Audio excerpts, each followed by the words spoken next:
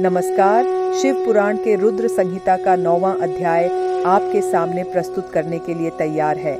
इस अध्याय में हम विशेषकर भगवान शिव के विभूतियों और महिमा को समझेंगे, जो हमें भव्यता और दिव्यता की ओर ले जाते हैं। चलिए इस पवित्र यात्रा में सम्मिलित होकर शिव के अनंत गुणों का आनंद उठाएं। 9वां अध्याय, देवी उमा एवं भगवान शिव का प्राकट्य एवं उपदेश देना। ब्रह्मा जी बोले, नारद, भगवान विष्णु द्वारा की गई अपनी स्तुति सुनकर कल्याणमयी शिव बहुत प्रसन्न हुए और देवी उमा सहित वहां प्रकट हो गए। भगवान शिव के 5 मुख थे और हर मुख में 3-3 नेत्र थे। मस्तक में चंद्रमा, सिर पर जटा तथा संपूर्ण अंगों में विभूति लगा रखी थी। 10 भुजा वाले गले में नीलकंठ आभूषणों से विभूषित और माथे पर भस्म का त्रिपुंड लगाए थे।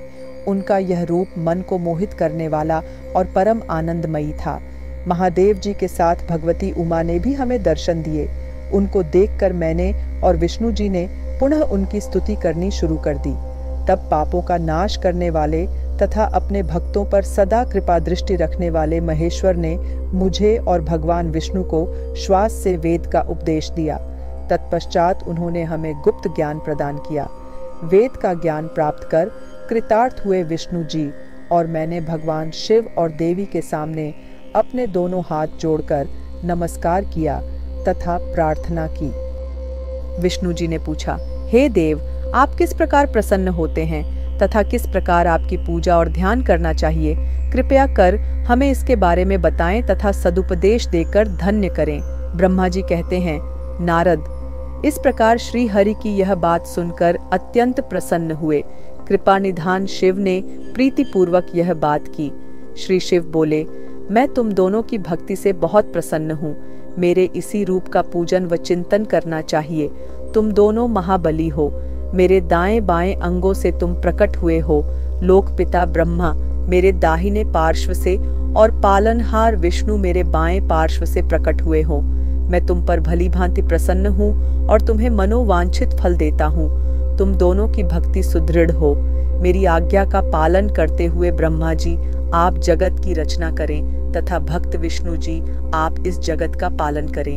भगवान विष्णु बोले, प्रभो, यदि आपके हृदय में हमारी भक्ति से प्रीति उत्पन्न हुई है और आप हम पर प्रसन्न होकर हमें वर देना चाहते हैं, तो हम यही वर मांगते हैं कि हमारे हृदय में सदैव आपकी अनन्य एवं अविचल भक्ति बनी रहे।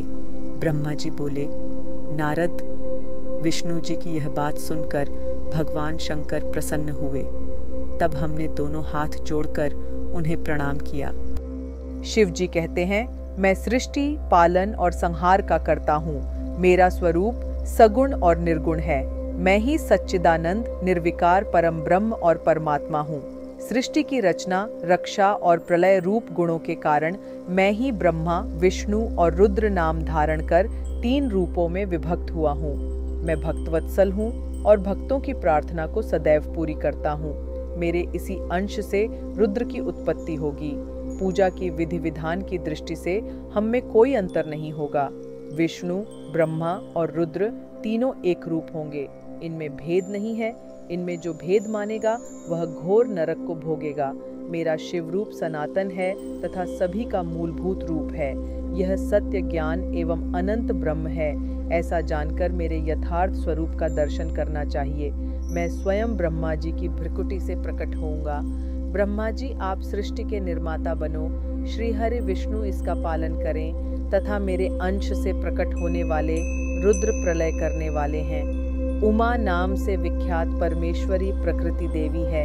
इन्हीं की शक्ति भूता वाग्देवी सरस्वती ब्रह्मा जी की अर्धांगिनी होंगी और दूसरी देवी जो प्रकृति देवी से उत्पन्न होंगी लक्ष्मी रूप में विष्णु जी की शोभा बढ़ाएंगी तथा काली नाम से जो तीसरी शक्ति उत्पन्न होगी वह मेरे अंशभूत रुद्रदेव को प्राप्त होंगी। कार्य सिद्धि के लिए वे ज्योति रूप में प्रकट होंगी। उनका कार्य सृष्टि, पालन और संहार का संपादन है।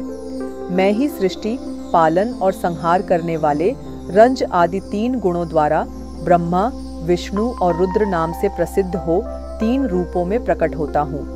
तीनों लोकों का पालन करने वाले श्री हरि अपने भीतर तमोगुण और बाहर सत्वगुण धारण करते हैं त्रिलोक का संहार करने वाले रुद्रदेव भीतर सत्वगुण और बाहर तमोगुण धारण करते हैं तथा त्रिभुवन की सृष्टि करने वाले ब्रह्मा जी बाहर और भीतर से रजोगुणी हैं। इस प्रकार ब्रह्मा, विष्णु तथा रुद्र तीनों देवताओं में गुण हैं, तो शिव गुणातीत माने जाते हैं।